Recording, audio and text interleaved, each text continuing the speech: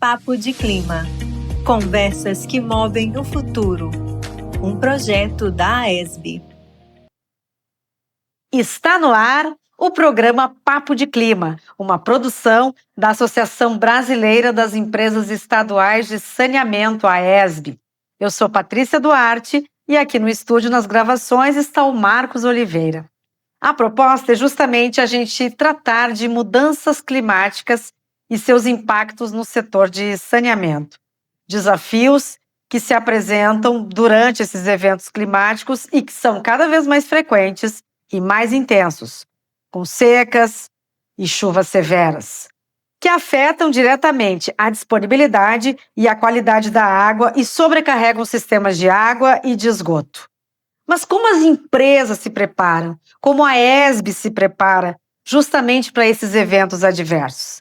Para entender um pouco sobre esses assuntos e outros destaques dessa área, nós recebemos aqui hoje o Marcos Aurélio Freitas, vice-presidente nacional da ESB e presidente da CAEMA, a Companhia de Saneamento Ambiental do Maranhão. Muito prazer em tê-lo aqui conosco, é uma oportunidade imensa de ter a sua companhia aqui conosco. Eu que agradeço, acho que esse é um tema muito atual, muitíssimo importante, porque ela reflete a nossa morada única, que é o planeta Terra. E como consequência dessas mudanças abruptas que nós temos passado, né, às vezes frios intensos em regiões que a gente não tinha visto há muitos e muitos anos, como vimos o ano passado, agora o rigor de chuvas, né, e especialmente na faixa Nordeste, toda essa composição que nós temos visto dos efeitos climáticos, ele tem algumas origens. E a origem está no próprio ser humano, né? Então, o que nós, em relação ao saneamento, temos debatido muito com toda a sociedade, especialmente no colegiado de presidentes, é o quanto nós precisamos fazer para a capacidade financeira que nós temos, e aí o critério de universalização é o nosso carro-chefe, né? Mas a busca por recursos e parcerias. Então, as companhias estaduais estão partilhando seus serviços para valer com a iniciativa privada, seja em PPPs, seja em subconcessões, ou até mesmo em concessão plena, por decisão de governantes estaduais. O que nós, em relação ao Maranhão, temos feito é avançar, né, primeiro na oferta de água potável, né? Nós temos um sistema local que opera com condicionantes distintas de vários outros estados. Lá nós temos autarquias municipais, num quantitativo de 76. Nós operamos como companhia em 138 municípios e tem 3 municípios que são operados pela iniciativa privada. A BRK, dentro da ilha, junto conosco, e a EGEA, em Timon. Então, é preciso que todos nós estejamos alinhados para o que nós precisamos da cobertura de universalização. Esse é um legado histórico para a região norte e para a região nordeste. Eu brinco e comento nas minhas falas, por onde eu tenho oportunidade de passar, que nós temos ali um legado acima do paralelo 17 a cobrir.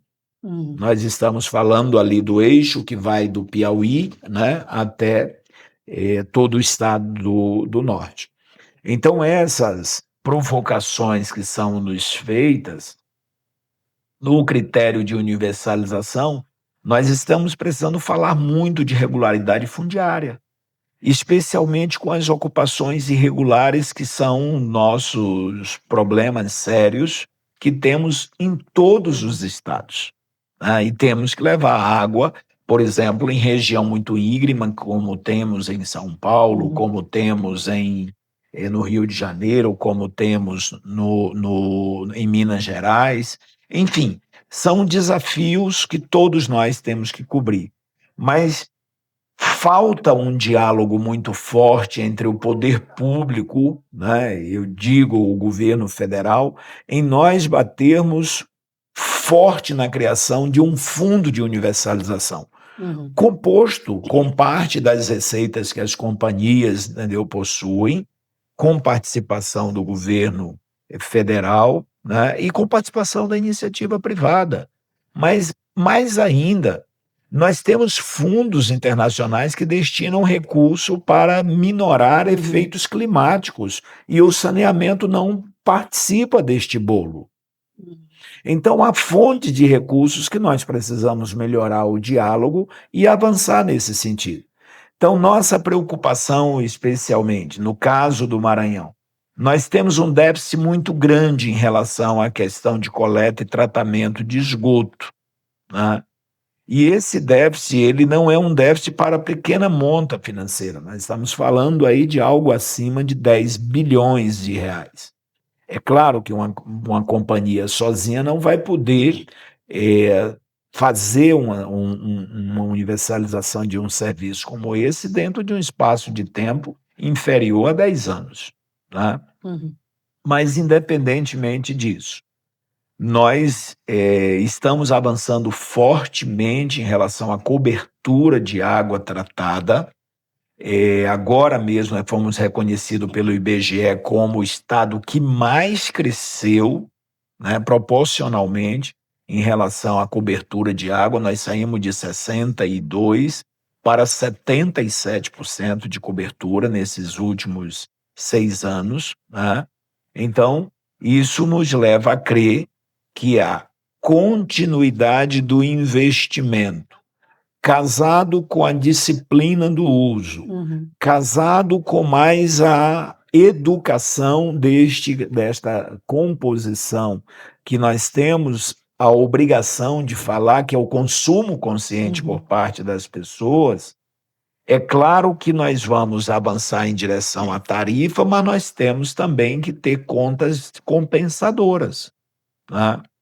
O setor de saneamento vem passando por uma transformação muito grande, porque a sociedade cada vez mais aumentando seu conhecimento, seu engajamento nas redes sociais, demandam, claro, uma absoluta cobertura, né, daquilo que nós precisamos validar. Então, em relação à questão do consumo consciente, que é aquilo que nós temos a capacidade de tratar e demandar, né? E também a perfeita sintonia do uso das águas. Água potável para destino de consumo humano tem que ser para esse destino. Se eu preciso de água para consumo industrial, eu posso falar de água de reuso. Então, as diversas finalidades deste bem, nós temos que trazer para a mesa. E nossas empresas já estão fazendo isso. Né? A Cesan já tem aí uma PPP com a ArcelorMittal. Nós estamos vendo a CAGES, entendeu, tratando de dessalinização, mas também de água de reuso em uma parceria público-privada, e as outras também copiando isso. E nós temos que avançar nesse sentido, porque esse bem é um bem escasso. Sim. Tá? Então, sofrer essas consequências, precisa as empresas criarem uma robustez de estratégia que vão da participação das bacias hidrográficas. Porque na captação superficial, entendeu, todos nós que utilizamos, seja a agricultura, seja nós que fazemos isso para tratamento e distribuição à população, então, esses elementos, né, de proteção de mata ciliar têm que entrar no complexo que está inserido o saneamento. Então, nosso desafio enquanto a ESB, junto com todas as associadas, é ir divulgando cada um dos trabalhos que nossas empresas estão fazendo e dizendo a todos que nós temos sido o vetor de universalização do setor. Haja vista que várias empresas nossas já cobriram a meta de universalização previsto na 14028. A Sanepar, né, a Saneago está aí, entendeu? A Cagesse, enfim. O que nós temos que discutir agora? Apesar de você ter a rede, as pessoas não se conectam. Por quê? Porque sabem que vai aumentar a sua taxa de pagamento ao final do mês, né? Então, esses são elementos que nós temos que convencer a população, encontrar o instrumento de proteção, que já tem a 14898, né, a lei da tarifa social. Então, tudo isso tem que ser muito bem colocado, mas tem que ter um fundo compensador, um fundo de universalização. Se tem benefício de um lado, você precisa ampliar o sistema, precisa, entendeu, cuidar dos indicadores de proteções climáticas, isso requer investimento, esse fundo tem que entrar como um elemento compensador e não necessariamente ele ir para a tarifa. Então, são essas discussões que o nosso colegiado de presidentes tem feito com muita ênfase, e eu acredito que da parte que nos cabe a responsabilidade de universalização dos nossos serviços, nós temos buscado a cada instante cumprir o que está previsto em lei, né? Tudo isso demanda tempo, as obras de esgotamento sanitário são obras de difíceis execuções, portanto, isso, entendeu, requer um pouquinho de tempo a mais. Dentro dos 4 componentes que nós temos previsto lá na 14026, que é a drenagem superficial e profunda, resíduos sólidos, coleta e tratamento de esgoto, distribuição de água potável na cobertura de 99%, acho que nesta nós vamos cumprir, né, antes de 2033, um esforço coletivo de todas as companhias, e esperamos que nessa temática do ISG, né, nós também já estamos participando disso, nós temos câmaras técnicas com nossos colaboradores em todos os estados atentos a essas circunstâncias. Acho que a descarbonização do nosso processo também é algo que está sendo tratado por todos nós, portanto, daquilo que eu posso, enquanto vice-presidente, eu aí tenho acompanhado o esforço do nosso presidente Munir diariamente, entendeu? Dando as explicações, participando de programas a nível nacional, entendeu? De debates, e precisamos que o Congresso Nacional nos ouça mais, né? Nós não podemos levar a conta de poluidores, porque nós não produzimos, nós na verdade coletamos, queremos tratar para devolver aos corpos hídricos, né, de forma prevista pelo CONAMA. Então, todo esse trabalho é um trabalho que nós temos tido um cuidado muito grande. E a agenda climática não está dissociada da agenda do saneamento. Isso é preciso ser colocado de forma muito clara, porque às vezes nós servimos muito de vidraça, né? E quem está atirando pedra não conhece os desafios que nós temos, né? Mas o que eu vejo efetivamente dos meus colegas presidentes, né? Uma determinação em cumprir o critério da universalização, porque isso é importante para todos nós, né? Diz respeito à saúde, diz respeito à qualidade de vida das pessoas. Então, buscar essa universalização e estar linkada com a agenda ambiental, né, cuidando aí dos efeitos climáticos, é tudo que as companhias de saneamento desejam. E tudo isso, como é que o senhor avalia, como é que tu avalia essa questão dessa movimentação no Congresso Nacional, governo federal? Isso já tem alguma perspectiva? Nós estávamos, por coincidência, discutindo neste momento sobre uma agenda de mais próximo com o Congresso. Nós vamos passar por eleição agora, em 2026. E a agenda climática faz parte da discussão política. Então, ter uma proximidade de discussão, entendeu, dentro do Congresso, né, é muito importante porque é nos apontado apenas que nós temos que cumprir com a universalização como critério de lei, mas as condicionantes para, né, não estão sendo tratadas como deve, né? Por exemplo, nós precisamos de um fundo de universalização como o setor elétrico teve. E por que lá está dando certo? Porque o fundo foi muito bem aplicado. Nós temos que fazer a mesma situação com o saneamento público. Né? Porque naquilo que nós compreendemos de fonte de recurso, todo o nosso sistema sobrevive de tarifas. Para se ter um dado, o último levantamento aí dos últimos 20 anos, as companhias de saneamento investiram, né, na ampliação, na manutenção do sistema, algo em torno de 380 bilhões de reais, enquanto os governos federal, estadual e municipal, em torno de 170 bilhões. Então, está provado que a preocupação das companhias com a universalização, dando proteção, né, à qualidade de vida das pessoas e, evidentemente, melhorando a nossa ação de colaboração para a redução dos efeitos climáticos, está na nossa agenda permanente.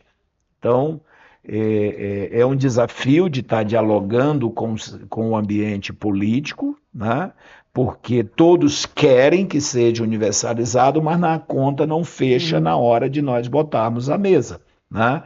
E sempre uma cobrança a mais, como critério técnico, né, ou econômico, que é cobrado das companhias. Então, acho que é uma ferramenta de diálogo importante.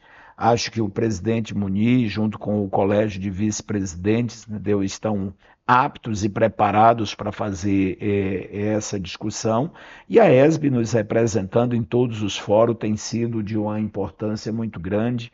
Eu faço referência aqui especialmente ao período em que nós tivemos a pandemia, como o presidente Neuri conseguiu, né, pautar os assuntos temáticos da ESB a nível nacional, e hoje onde nós chegamos e falamos da ESB, todo mundo a respeita, a conhece. Então isso é um fruto de um trabalho continuado, a gente não irá retroceder sobre nenhum aspecto e queremos caminhar conjuntamente sem qualquer problema de diálogo com o capital privado para que juntos possamos cumprir efetivamente o que todos nós queremos, que é a proteção do nosso meio ambiente.